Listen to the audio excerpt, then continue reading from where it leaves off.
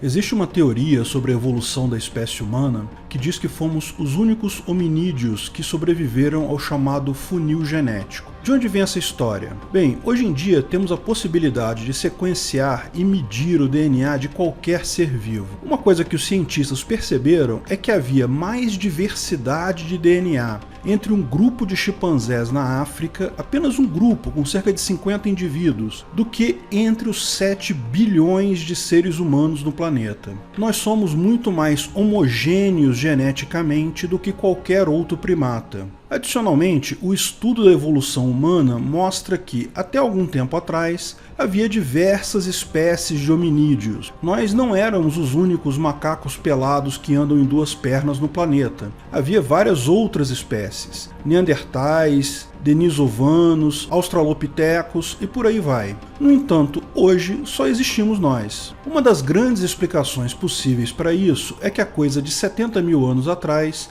houve uma grande catástrofe natural. Alguns a identificam como a erupção do que é hoje o Lago Toba, na Indonésia. Na época, era um enorme vulcão que teria explodido e imposto condições terríveis ao mundo, causando várias extinções, inclusive de vários outros hominídeos. Mesmo nós quase fomos extintos nessa ocasião. Sobraram apenas poucos milhares, 2.000, alguns dizem, outros dizem 10 mil seres humanos apenas. Esse pequeno grupo se tornou ascendente de todos os demais humanos vivos hoje. Mas daí surge uma questão fundamental. Por que nós sobrevivemos e os outros hominídeos não? Veja, todas as espécies de hominídeos eram bem similares, mesmo porte, bípedes, usavam ferramentas, não tinham pelos na maior parte do corpo, alguns tinham até mais massa cerebral do que nós. O que diferenciou o Homo sapiens sapiens de, digamos, os neandertais ou denisovanos? Existe um documentário muito interessante sobre isso na BBC, que aponta que existem indícios de que seres humanos, ao contrário das outras espécies de hominídeos, faziam trocas entre si. Haviam pedras lascadas de pedreiras muito distantes em outros lugares que eram habitados por outros seres humanos. No momento de crise, a capacidade de troca, o comércio, pode ter sido o que salvou os humanos. Comércio não é algo simples. Para ser praticado com frequência, requer linguagem, requer pensamento simbólico, requer a teoria da mente. Falamos sobre a teoria da mente no vídeo Como Resolver a Questão da Maioridade. No final, só existimos porque fomos capazes de criar uma economia. Muito antes de haver dinheiro, muito antes de haver governo, trocas voluntárias já existiam e foram essenciais para que existíssemos hoje. Por que ter uma economia é algo bom? Por que fez tanta diferença? Por que ainda existem pessoas que acham que trocas voluntárias são algo ruim hoje em dia? Antes de continuarmos o vídeo, aproveite para curtir e se inscrever na página. Clique no sininho para ser avisado de novos vídeos. Afinal, o que é economia? Importante notar que esse não é um vídeo didático. Se você quer a definição formal, padrão MEC, como definido nas universidades federais brasileiras, ou conforme seu professor de economia usa, faça uma busca diferente no Google. O foco desse vídeo é a economia como vista pela escola austríaca e pelos libertários e anarcocapitalistas. Economia não é o mesmo que mercado. Seres humanos foram capazes de, há muito tempo atrás, usando comunicação e simbolismo, criar o mercado. Sim, há inúmeros indícios de que seres humanos, antes de dominarem o fogo, antes de inventarem a roda, de inventar a escrita, já possuíam um mercado de trocas bem desenvolvido e até relativamente globalizado. Talvez essa tenha sido a grande diferença entre nós e outros hominídeos, que também nos diferencia de várias outras espécies, mesmo espécies coletivas como formigas e abelhas. O mercado, a capacidade de realizar trocas voluntárias, é o que fez e ainda faz toda a diferença. A economia, por outro lado, é o estudo de como as pessoas pessoas se organizam para produzir e consumir os bens escassos em uma sociedade. O mercado é apenas uma das formas como as pessoas podem fazer isso. O fato é que existem recursos escassos na natureza. As pessoas precisam de determinados recursos para se manterem vivas e gostariam de ter mais de alguns recursos porque isso torna suas vidas melhores. Seres humanos e outros animais também sempre viveram às voltas com recursos escassos, desde a época das cavernas. Comida, ferramenta, habitação, sexo, tudo isso são recursos escassos. Existem várias formas de se obter esses recursos, produzi-los, obter por doação ou, por exemplo, obter os mesmos usando violência. De fato, a maior parte dos animais usa essa estratégia. Compete violentamente uns contra os outros por esses recursos. Mas nem todos os animais fazem isso. Primeiro, existem animais que criam regras de convivência pacífica por demarcação de território. Por exemplo, lobos fazem isso, marcam com urina o seu território, praticamente uma propriedade privada com o intuito de evitar conflitos. E isso é aceito pelos demais lobos exatamente porque isso evita conflitos. Outros animais vão além, como formigas ou abelhas, que têm sociedades complexas até com divisão de trabalho. Mas, sem dúvida alguma, os humanos foram vários passos além disso.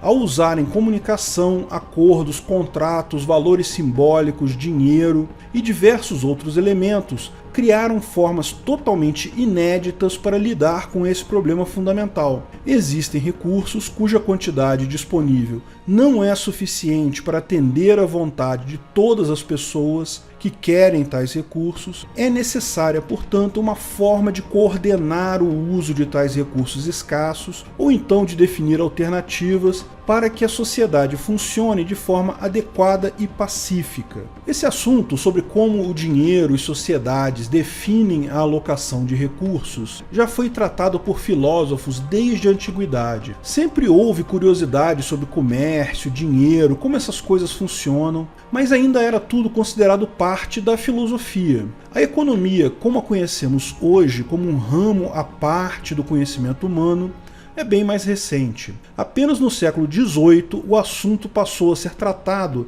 de uma forma científica própria, buscando postular hipóteses e comprovar ou não a sua validade. Dentre esses estudiosos estava um acadêmico escocês de filosofia que escreveu uma obra conhecida como A Origem da Economia Moderna. O livro A Riqueza das Nações, de Adam Smith, ainda é considerado o precursor de muitos dos conceitos econômicos que são usados ainda hoje, como por exemplo oferta e demanda e vários outros. É importante notar, porém, que Adam Smith acreditava na teoria do valor absoluto, um claro erro que levaria a aberrações como o comunismo do Marx. Então, mesmo o conceito de oferta e demanda dele, a mão invisível dele, não são exatamente os mesmos conceitos que temos hoje. Falei sobre isso no vídeo Mais-Valia Existe? A ideia central das teorias do Adam Smith era que os seres humanos são indivíduos dotados de vontades próprias e buscam sempre realizar o próprio bem.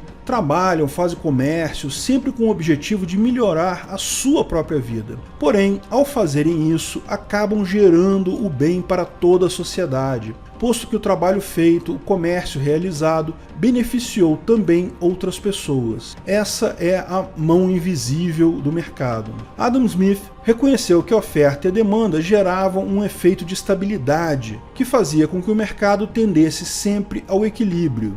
Se há muita oferta de algo e pouca demanda, o preço cai. Mas ao cair o preço, mais gente vai demandar aquele produto. E o preço baixo também garante que algumas das pessoas que produzem aquele produto vão parar de produzi-lo. No final das contas, isso tende a subir o preço e, portanto, equilibrar o valor desse produto. Repare que essa regra, já descrita por Adam Smith e posteriormente melhor desenvolvida por outros economistas como David Ricardo, foi o que gerou o que conhecemos hoje como a curva da oferta e da demanda. Esse é um exemplo de conceito da economia do tipo ser. Sim, a economia, como filha da filosofia, também possui a dualidade de normas ser e dever ser. A mesma coisa que temos em filosofia. Alguns conceitos da economia simplesmente são, é algo tão absoluto quanto a lei da gravidade. Mas existem conceitos do tipo dever ser também na economia. Lembra que definimos a economia como um estudo da forma como as pessoas produzem e distribuem recursos escassos? Pois é, como você acha que tais recursos devem ser distribuídos? Alguns vão dizer que se deve distribuí-los de forma igualitária, outros podem dizer que deve ser distribuídos de forma meritocrática, outros podem achar que se deve distribuir tais recursos conforme quem mais precise deles, mas esse tipo de colocação é claramente um dever ser. Não é uma verdade absoluta, mas ao contrário é uma valoração, algo que uma ou mais pessoas acham desejável. Isso significa que a economia também tem a guilhotina de Hume e tudo mais. Se quer entender mais sobre a guilhotina de Hume, veja o vídeo A Guilhotina de Hume cai na guilhotina de Hume. Aliás, curiosidade histórica, Adam Smith e David Hume eram amigos. Lógico, da mesma forma que a filosofia, a economia tem uma série de correntes, visões diferentes e foco. Por exemplo, uma das principais distinções que se faz é entre a microeconomia e a macroeconomia. É preciso tomar cuidado porque esses termos parecem significar algo que não significam. Geralmente usamos macro para designar coisas grandes e micro para designar coisas pequenas. A diferença não é o tamanho, é o enfoque. Ambas entendem que a economia é uma coisa única, apenas buscam entender essa mesma coisa a partir de perspectivas diferentes. A microeconomia parte das ações dos indivíduos, do estudo de como as pessoas interagem no mercado ou outras situações para produzir bens e serviços, consumir esses bens e serviços, para ir derivando normas e hipóteses até buscar entender toda a economia dessa forma. Coisas como a curva da oferta e da demanda são tipicamente produtos da microeconomia, embora existam para qualquer economia, de qualquer tamanho, em qualquer lugar. A macroeconomia, por outro lado, parte do estudo de indicadores globais para tentar compreender o funcionamento da economia como um todo. Os conceitos mais comuns de macroeconomia são PIB, inflação, taxa de desemprego e outras coisas que permitem entender como a economia opera olhando de fora, olhando de cima dela. De novo, a ideia é sair desses indicadores globais para chegar no entendimento de toda a economia. Também existem diversas escolas de pensamento econômico. A escola de Frankfurt, por exemplo, onde pessoas com alto grau de deficiência mental ainda babam, enfiam sorvete na orelha e estudam desdobramentos das teorias do Marx. Veja, nem eles mesmos conseguem salvar a base teórica do Marx. Esse grau de retardo mental só o pessoal do PT e do PCdoB possui. Mas ainda acham algumas coisas que é possível derivar a partir das teorias do Marx, evidentemente sem qualquer validade. Como expliquei no meu vídeo Mais-Valia Existe, o grande problema do Marx é que toda a teoria dele é baseada na ideia errada do valor absoluto, que ele derivou como tal valor trabalho. Outra escola é a escola keynesiana. É um grupo de economistas que sofrem de síndrome de Estocolmo, gostam de um governo dominador, tipo versão de 50 tons de cinza, só que com pessoas velhas e burras. Como o nome deixa claro, seguem o mais patético economista da história, o Keynes. Isso porque Marx não era economista. Se Marx fosse economista, Keynes seria o segundo economista mais patético da história.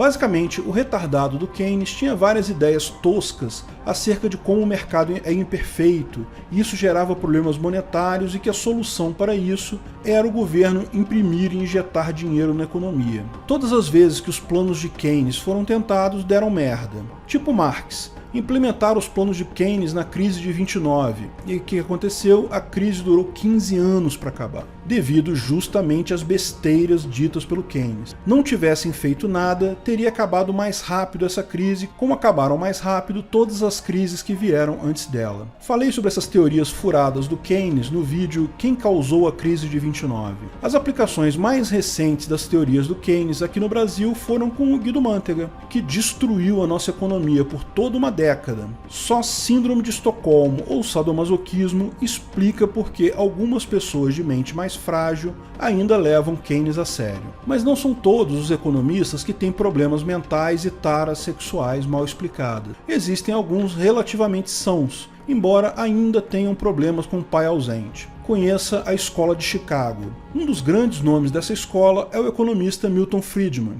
Milton Friedman sempre advogou pelo Estado mínimo. Ele entende que a única forma da sociedade se desenvolver é com um livre mercado desregulado. Ninguém espera que o livre mercado seja absolutamente perfeito, mas decorre da lógica pura que é a melhor opção do que um governo regulamentando algo para o qual não tem todas as informações. Infelizmente, a carência paterna desses economistas os faz acreditar que algum Estado ainda é necessário, por motivos bem de carência paternal, só pode ser. Os caras são inteligentes o suficiente para perceber que governo é um mal para a economia. Por que seria um bem para qualquer outro aspecto da vida em sociedade? Mas não estamos aqui para falar de economia de retardados mentais jogando bosta uns nos outros, nem de economistas com taras sexuais, nem mesmo de economistas quase normais com carência paternal. Estamos aqui para falar de economia de verdade. Não seria necessário nenhum adjetivo adicional, mas apenas para avisar, os outros meio-economistas costumam chamar a economia de verdade de escola austríaca. A economia de verdade ganhou o nome de escola austríaca porque boa parte dos primeiros economistas sem problemas mentais e carências paternais eram austríacos. Karl Menger foi o primeiro marginalista. Também é considerado o primeiro economista da escola austríaca. Marginalista era o nome dado ao economista que não acreditava no valor absoluto das coisas. As coisas têm apenas um valor relativo e subjetivo, uma utilidade marginal. Ou seja, o valor de algo é sempre dado por alguém devido à comparação com um valor marginalmente melhor das outras alternativas que aquela pessoa possui. Não há valor absoluto das coisas. Isso é meio que óbvio hoje, certo? Não importa quanto valor você dê, outras pessoas podem não dar o mesmo valor que você para determinada coisa. Não existe valor absoluto para nada. Hoje em dia, ninguém mais chama economistas de marginalistas porque todo mundo concorda com isso. Todos os economistas hoje em dia são marginalistas e por isso não se usa mais o nome. O chato disso só é que teve um cara que baseou toda a teoria dele no valor absoluto das coisas. Pois é, quando Karl Marx escreveu O Capital, Karl Menger já havia publicado a sua teoria do valor marginal, que destrói qualquer possibilidade de haver um valor absoluto das coisas. Marx não conhecia esse paper ou preferiu ignorá-lo. Esse descuido acabou matando milhões de pessoas em regiões que embarcaram nas ideias que, quando foram publicadas, já se sabia que não havia possibilidade de estarem corretas. Foram inúmeras tentativas fracassadas de implementar tais ideias furadas. Milhões de pessoas morreram por uma ideia que já se sabia ser errada quando ela foi publicada. Eugene von Bauweg é outro economista marginalista austríaco, ou seja, nascido na Áustria. Ele mostrou, com base nos trabalhos de Karl Menger, que não havia possibilidade das ideias de Karl Marx terem qualquer fundamento. Ele refutou um a um todos os pontos do Marx. Como uma ideologia tão furada consegue ter tanta relevância ainda hoje? Eu explico, não é questão de lógica, é o sentimento da inveja. Veja o vídeo Meritocracia Existe? O terceiro economista austríaco foi Ludwig von Mises, usando austríaco aqui ainda como designação de local de nascimento, tá? Mises nasceu no que hoje é a Ucrânia, mas era então parte do Império Austro-Húngaro, portanto sua nacionalidade era austríaca. Ele foi quem efetivamente criou a nova escola de economia, diferenciando essa de todas as outras correntes e a tornando o que é hoje a única forma de efetivamente entender a economia. A grande contribuição do Mises foi a definição de parâmetros bastante claros para estudar a economia, todo um framework para isso chamado de praxeologia. Isso foi o que inaugurou a escola austríaca de economia. Hoje, chamam economistas que seguem tais princípios de adeptos da escola austríaca, ou de economistas austríacos, mesmo que não tenham nascido na Áustria. Agora, é importante notar que depois que a escola austríaca foi definida, perceberam que, mesmo antes de Karl Menger, haviam outros estudiosos que tinham ideias similares. Hoje se traça a origem da escola austríaca desde São Tomás de Aquino, no século V. As ideias são muito antigas, mas é importante notar que só ganharam força e relevância com os três economistas austríacos que citamos, particularmente com o Mises. E qual é a ideia central do Mises? Ele parte lá daquela ideia original do Adam Smith de que o principal elemento da economia é o estudo da ação humana. Seres humanos agem buscando melhorar a sua condição de vida, agindo de forma individualista. Porém, essas ações, devido à mão invisível do mercado, acabam por tornar a vida de todos melhor. De que forma tal estudo pode ser feito de forma isenta? Como podemos ter um arcabouço claro de como tal mecanismo funciona? Porque você já deve ter reparado aqui, humanos estudando relações entre humanos estão sujeitos à tendência de valoração pessoal. Pessoas têm ideologia, têm suas próprias ideias pré-concebidas acerca de moral e principalmente da visão política ou ideológica. Como evitar que tais tendências levem a estudos falhos ou tendenciosos? Com esses questionamentos em mente, Mises criou toda uma nova ciência chamada praxeologia. Ela se destaca da economia tradicional como campo de estudo global e foca especificamente na ação humana. Praxeologia é o estudo lógico da ação humana. Não existem seres humanos perfeitamente isentos, então é besteira usar estatísticas, números e indicadores diversos para testar cientificamente as hipóteses propostas em economia. Já falamos sobre o método científico em algumas situações, por exemplo, no vídeo Mas e a Suécia? O método científico é uma das invenções mais brilhantes da humanidade. Como podemos ter certeza de que a lei da gravidade existe? Existem diversas experiências que você pode fazer dentro dos parâmetros de isenção adequados e vai obter o exato mesmo resultado previsto pela lei. Como sabemos que vacinas funcionam, você pode fazer experiências com populações humanas, testes duplamente cegos e vai obter os resultados consistentemente similares. Mas a aplicação do método científico na área de humanas é simplesmente impossível.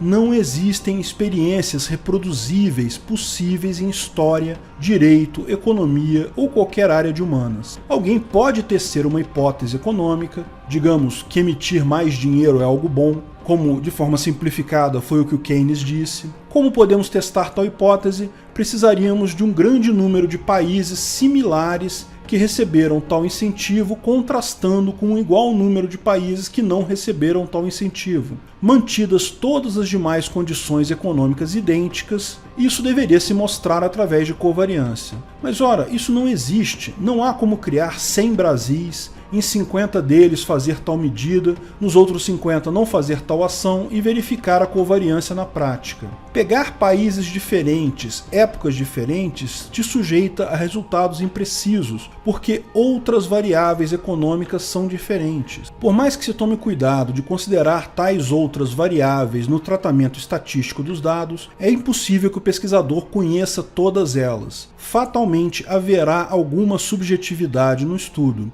Outro pesquisador fazendo a exata mesma medição pode chegar a valores diferentes. Um pesquisador de economia pode estudar a situação, pode definir uma hipótese, mas não tem como testar de forma repetível e isenta se a sua hipótese é verdadeira ou falsa. O que se faz nesses casos é usar covariância estatística, tentar neutralizar outras causas e garantir que determinada hipótese tem covariância positiva ou não, dessa forma provando ou desprovando tal hipótese. Mas isso não é uma forma absoluta de testar hipótese. Covariância não implica em causalidade. Ao contrário das leis físicas e da microbiologia, não dá para reproduzir a experiência. Ademais, a influência de fatores externos, a ideologia do pesquisador, a qualidade dos dados obtidos, diversos outros fatores podem ser muito significativos no caso. A possibilidade de estatísticas maceteadas ou alguns dados convenientemente ignorados é grande. Isso gera um fato importante. Não existe maneira de usar o método científico de forma isenta em ciências sociais, inclusive na economia. Isso não quer dizer que tais estudos não sirvam para nada, longe disso. Covariância é sim uma ferramenta importante. Reconheço que muitas hipóteses testadas são significativas, apenas indica que tais resultados precisam ser observados com ceticismo. Enquanto é claramente uma besteira alguém dizer que gravidade não existe ou que vacinas não funcionam, é perfeitamente razoável contestar modelos econômicos ortodoxos ou heterodoxos correntes. Se o teste de hipótese é algo inválido em economia, Mises se virou para outra forma conhecida de se estudar algo, a lógica dedutiva. A matemática ou lógica não segue o método científico também. Ninguém acha que 2 mais 2 é igual a 4 porque alguém foi lá, fez vários testes de hipóteses, fez vários experimentos, mediu os resultados e chegou a essa conclusão. Não, o método é diferente, parte-se da lógica dedutiva pura. Esse é o caminho da praxeologia. Sim, praxeologia não é ciência. Nenhuma ciência da área social é de fato ciência. A praxeologia é algo maior que isso, é baseado na lógica pura a priorística. É a única forma consistente e isenta de estudar economia e outras ciências sociais também. Lógico, aqueles pesquisadores tendenciosos todos torcem o nariz. Algo lógico não pode ser valorado. Na praxeologia só existem normas do tipo ser. Não há o dever ser na praxeologia por sua natureza. Mas essa é a beleza da coisa. A praxeologia define um núcleo duro das normas. A organização social humana pode até incluir outras normas de dever ser. Ou seja, pode-se sim colocar valores além desse núcleo duro, mas é besteira querer discutir esse núcleo duro que pode ser derivado logicamente. Querer alterar as regras praxeológicas básicas é o mesmo que querer fazer coisas flutuarem no ar sem energia. As regras básicas praxeológicas são leis absolutas, tais como a lei da gravidade. Não há como valorar a gravidade. Ah, mas seria bom para a nossa sociedade se a gravidade fosse um pouco menor. Vamos fazer uma lei para diminuir a gravidade em 1/4. Não funciona, da mesma forma que não funciona congelamento de preços, comunismo e outras besteiras. Elas vão contra o núcleo duro das leis praxeológicas. Como começa o estudo da praxeologia? Bem, começa com uma constatação inegável. Uma constatação inegável é quando qualquer tentativa de desprovar aquela afirmação, por lógica, prova essa afirmação. Por exemplo, Mises afirma uma verdade inegável que é: a ação humana é um comportamento com propósito. Você pode dizer que não, pode negar essa afirmação, mas estará realizando uma ação humana para isso, com um propósito, correto? Então, por pura lógica, tal afirmação é necessariamente sempre verdadeira. Parece muito com a ética argumentativa, não é mesmo? Veja o vídeo O que é a ética argumentativa sobre isso. A partir dessa única verdade inegável, Mises deriva diversos conceitos, propriedades e normas que são a verdadeira base da economia. Bom, esse é o primeiro vídeo de uma série de vídeos em que vamos explorar os diversos conceitos da economia. Todos esses conceitos, propriedades e normas serão explorados nos próximos vídeos. Importante entender que a grande contribuição da economia enquanto ciência foi dar origem à praxeologia. Alguns podem alegar que a praxeologia não é a teoria mais aceita na academia, que a academia rejeita a escola austríaca. Para esses, eu deixo uma história simples. Houve uma época em que a química desbancou a alquimia. A alquimia era o pensamento mainstream, afinal prometia ouro. Tal como a economia de algumas escolas promete resolver o problema da desigualdade. A química, coitada, era só uma curiosidade, porque não prometia tanto quanto a alquimia. No final, descobriu-se, após muitos séculos, que as promessas da alquimia eram vãs. Hoje a química brilha. Da mesma forma, a astronomia, que se propõe apenas a definir o ser, não busca definir o dever ser, desbancou a astrologia, que durante muito tempo era muito mais importante para o ser humano, porque viam como algo que definia justamente o dever ser. O ser humano tem uma ânsia de controle, tem um desejo natural de mudar coisas que muitas vezes, no final das contas, ele não pode mudar. A história da economia e da praxeologia está no começo, mas a lógica é invencível. Economia de verdade, o real estudo de como os seres humanos criam e distribuem recursos escassos, é a praxeologia. Isso é a economia real e é o que vamos focar aqui na nossa série. O resto todo é propaganda política disfarçada de ciência. Obrigado por assistir nosso vídeo. Comente abaixo se tiver dúvidas ou sugestões de novos temas.